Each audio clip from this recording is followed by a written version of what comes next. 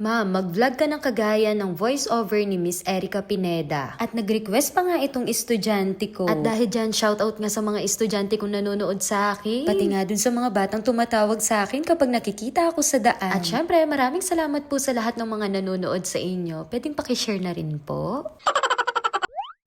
It's me, Bads Veron. It's another day, another vlogan. At dahil nga ni-request ninyo na mag-voice over ako katulad ni Miss Erica Pineda, I am not sure kung makakaya ko pero itatry natin. At eto na nga, susubukan ko na yung voice over ni Erica Pineda. Ay grabe, hindi pala madali ito. At eto na nga, nagluto muna po ako. At pagkatapos nga namin kumain ni Bads Neil ay may dumating na parcel. At eto na nga yung pinaka-hinihintay namin. Dahil dito nga nagaganap ang exciting part kapag naglalagay ka ng mga grocery. At kung makikita nyo nga ay kumpleto yung binigay sa amin. Ay grabe, hindi pala birong gayahin si Miss Erica Pineda. Naku, dapat pala magkaroon siya ng voice tutorial.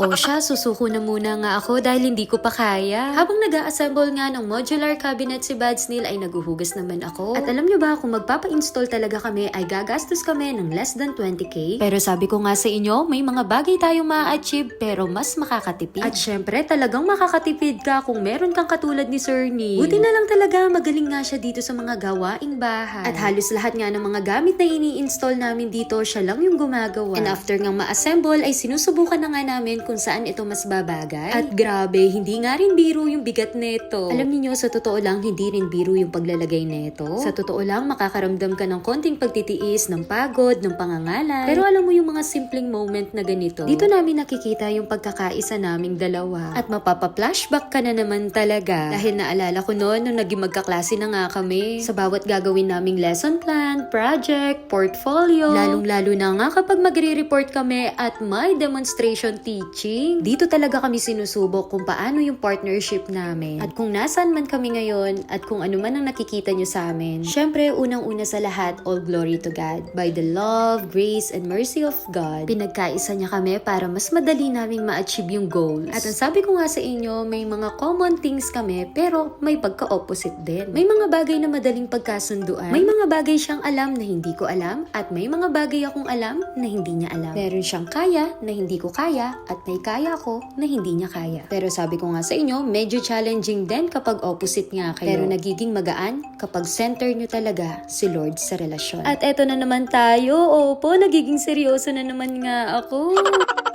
At habang inaayos nga namin ito, naalala ko tuloy yung paglagay nga namin ng ceiling lights. Kaya nagtanong na nga ako kay Bads Neil kung may iba pa ba siyang paraan. At buti na lang talaga matalino nga itong si Sir Neil. At habang ginagawa nga namin itong mga ito, ay mas napapabilib nga niya ako. Dahil nakikita ko nga kung paano siya kadiskarte sa mga ginagawa niya. Nakikita ko nga rin yung pagiging maingat niya sa mga gamit. Nakakatuwa pa nga dahil makikita mo talaga na medyo mahaba nga ang pasensya nito. Pero syempre, hindi na nga ako magtataka dahil sobrang haba talaga ng pasensya nito sa akin. At ito na nga, i-update ko na nga kayo tungkol sa video. Sa tuwing magbablog nga ako ay hindi maalis yung mga principles of life ko. At sa pag-i-install nga nito ay kailangan din natin ng barena. At dito nga sa in-order namin ay kumpleto na ang tornilyo at may pasobra pa nga. Grabe, isipin mo yon na dapat magagastusan talaga kami ng less than 20k. Pero dahil nga sa pagtitipid namin at syempre sa sipag at tiyaga ni Sir Neil, sobrang laki ng natipid namin. At isipin nyo yon, nagastos lang po namin ay less than 3k. Ang sabi ko nga kay Sir Neil ay umpisa na niya yung pagsa-sideline. Abay, ayaw na muna naming bumalik sa London. Pero di po talaga ako nagbibiro. Pwede niyo pong kunin ito si Sir Neil. And finally, nalagay na nga at natapos na rin. At syempre, eto naman yung trabaho ko. Ako po yung tagalinis. Madaling-madali nga lang itong linisin dahil hindi naman marumi. At nakakatuwa nga dahil dahan-dahan ay nagsasara na nga itong mag-isa. Grabe, hindi ko talaga pagsisisihan na bumili nga kami nito. Dahil sa totoo lang, hindi ko na nga kailangan magsalita dahil makikita nyo pa lang dito sa video kung paano nga kaganda. At ito na nga yung pinaka-exciting part. Yung naglalagay ka ng groceries dito. At mas nakakatuwa pa nga dahil mas magiging maluwag na sa labas. At pagkatapos, nakatago pa yung mga gamit ninyo. O diba, ang ganda kapag may ganito kayong cabinet. Ang saya-saya nga dahil unti-unti ay nagkakagamit na yung bahay. At natututo na nga mag-affiliate yata dito si Sir Neil. Beka naman, Dato Puti.